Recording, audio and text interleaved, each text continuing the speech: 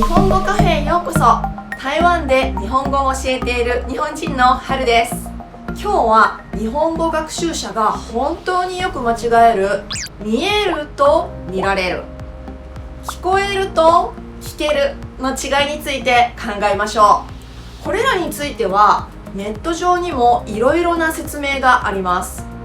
例えば体を動かすか動かさないかで判断するっていう説明もありますし、本当に見たい聞きたいと思っているそういう願望があるかどうかで見分けるっていう説明もあります。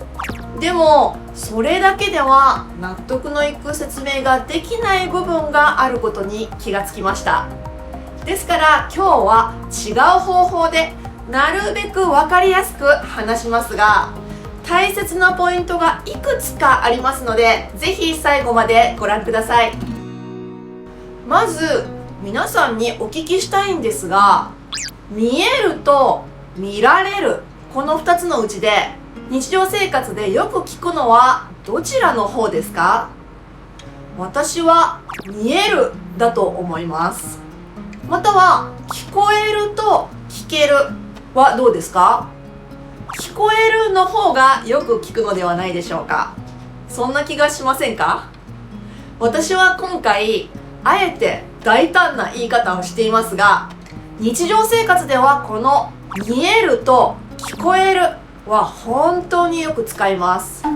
逆に見られる、聞けるを使うのは特殊な場合だけです。使う場面は限られています。だからこそ学習者の方たちはこの見えると聞こえるを使うべきではない時にまで使ってしまうのかもしれません。でもこの見えると聞こえるを使ってはいけない場合もちゃんとあります。今日はその点をはっきりさせたいと思います。まず簡単に整理しておきたいんですが、皆さん見るは自動詞ですか？他動詞ですか？他動詞ですね。普通はテレビを見るとかニュースを見るのように見る対象があります。それに対して見えるはどうですか？これは自動詞です。普通は何々が見えるのようにがをつけて使いますね。でも見えるはただの自動詞とは違って可能表現とか自発動詞とか知覚動詞などいろいろな名前で呼ばれています。今日はこれをもう一つのグループと区別するために知覚動詞と呼ぶことにしますね。この知覚動詞見えるのイメージとしては、自然に何かの映像が目に入ってくるっていう意味合いがあります。じゃあ同じく聞くっていう動詞は自動詞ですか？他動詞ですか？他動詞ですね。じゃあ聞こえるはどうですか？これは自動詞ですね。聞こえるっていうのは自然に何かの音が耳に入ってくる感じです。これも自発動詞とかいろいろな名前で呼ばれていますが、今日はこの見えると聞こえるのことを統一して知覚動詞と呼びますね。では見られるは何ですか？これはさっき出てきた見るの可能形です。可能動詞という場合もありますが同じことです。見られるっていうのは見ることができるという意味ですね。自然に目に入ってくるのではなくて意識して見る、努力して見るっていうイメージですね。で、時々口語ではこの見られるのことを見れるということもあります。これをら抜き言葉って言いますけど、今日はそのお話はしません。では聞けるは何ですか？これは聞くの可能形ですね。聞くことができるという意味です。これも自然にというよりは何か努力とか犠牲を払ってやっと聞くことができるという意味です。で、今日は見られると聞けるこの2つを動詞の可能形と呼ぶことにします。ただ一つ注意しなければならないのは、すごく努力していたり意欲があったりしてもこの普通の可能形を使うとは限らないという点です。この点は後でお話ししますね。じゃあまず見える見えないという知覚同士について考えましょう。今から言う3つの要素のうち1つの要素と関係がある分なら見える見えないを使うんです。その3つを今日はよーく覚えてください。まず何かを見るためには何が必要ですか？もちろん見るための目ですね。日本語では目は感覚器官の一つです。視力に問題がなければちゃんと物がどうですか？見えます。もし近視があったり老眼がひどかったりすると物が見えにくかったり見えなかったりします。でもこういうメガネやコンタクトレンズを使うと矯正視力が上がりますので、こういう場合も見られるではなくて見えるという知覚動詞を使います。もう一つの要素は目が見る対象です。字が十分に大きければどうですか？字は見えますね。でも字が小さかったりぼやけていたりしたら見えにくかったりどうですか？見えなかったりしますね。見えませんね。文の中にこういう要素があれば見える見えないという知覚動詞を使います。見られる見られないは使いません。じゃあこの目と見る対象の間にある空間っていうかこの環境の条件も大切です。もしこの間に厚い雲があったら山は見えますか？いいえ、見えません。でも障害物が何もなければ山が見えます。見られるじゃなくて見えるを使いますね。この3つのうちのどれか1つの要素と関係があれば知覚動詞の見える見えないを使いますが、逆にこの3つの要素と関係がない分なら普通の可能形の見られる見られないを使います。じゃあここで問題です。あなたは運転免許証の更新手続きを受けています。その中には視力の検査もあります。視力の検査に受からないと免許を更新してもらえないのであなたはとても頑張ります。検査の係の人はこう言います。一番下の字が何々言いますか？これは見えますかですか？それとも見られますかですか？この文はあなたの視力と関係があるので答えは見えますかですね。じゃあそれを答えるあなたもどう答えますか？はい、見えますと答えますね。見られますではなくて見えますですね。ですから努力しているとか見たいっていう願望があるかどうかというのはあまり参考にはならないことが多いですね。では次の問題です。今日は晴れていて雲もないから台北101がよく見えるですか？見られるですか？見えるですね。これは障害物がないことと関係があります。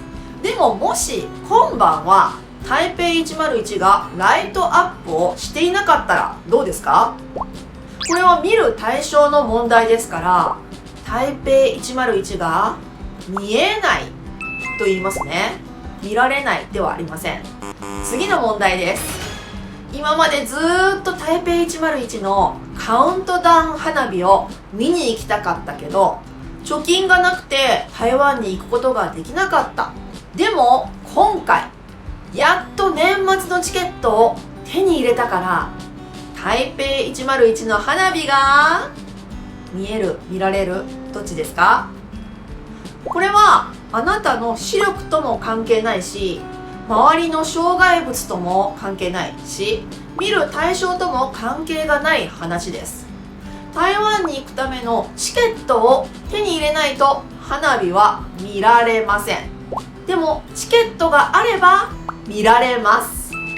こんな風にさっきの3つの要素と関係ない文では普通の可能形である見られるを使えばいいんですね。ですから最初の方に体を動かす場合は普通の可能形を使うって言っていたのはこのことですね。では次の問題です。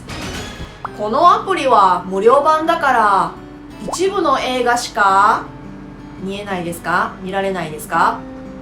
これは見られないですね。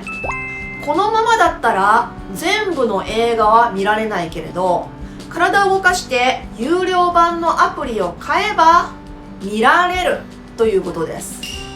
この体を動かすかどうかっていうのはすごく分かりやすい説明ですが、実は少し落とし穴にもなるので注意が必要です。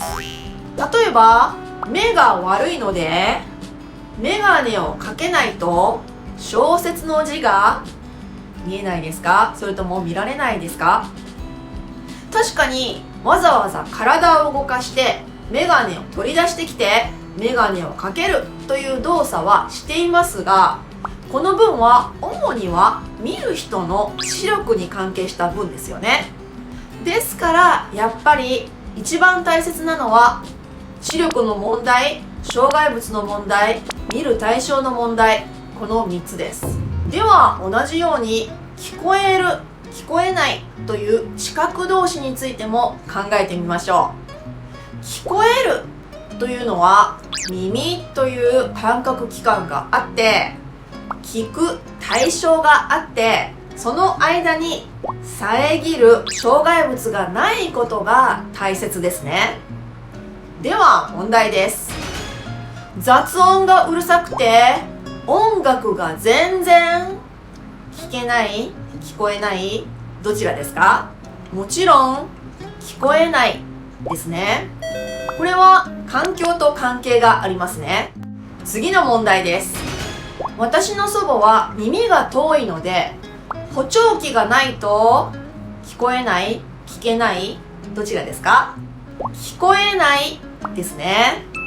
補聴器は耳の聴力、能力と関係がある言葉ですよね。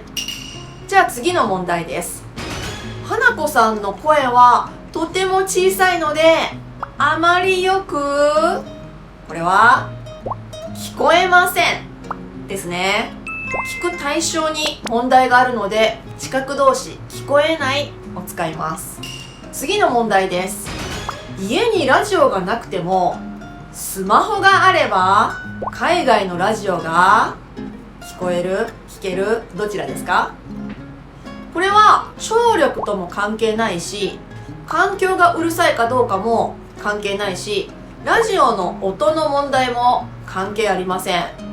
ただスマホという手段を使えばラジオが聞けるという話ですので、普通の可能形聞けるを使いますね。じゃあちょっとおまけになりますが、留守番電話のメッセージを聞いていると時々このような間違った文を聞くことがあります。もしもし、シンですが、ハル先生、このメッセージが聞こえたら折り返しお電話ください。お願いします。はい、何が間違っていますか？今メッセージが聞こえたらと言っていましたが、それは自然にメッセージが聞こえてきて、しかもあなたの耳や周りの環境も問題なくてちゃんと聞き取ることができたらお電話くださいと言っているように聞こえてしまいますね。でも留守番電話は自然に聞こえてくるものではなくて、普通は意図的に聞くものですので、この場合は普通にメッセージを聞いたら、またはお聞きになったら折り返しお電話くださいでいいですね。はい、わかりましたか？ぜひ見える、聞こえるという知覚動詞を使うときには3つの要素と関係があるっていうことを思い出してください。他にもいろいろな間違えやすい日本語について動画を作っています。ぜひチャンネル登録しておいてくださいね。ではまた日本語カフェで会いましょう。はるでした。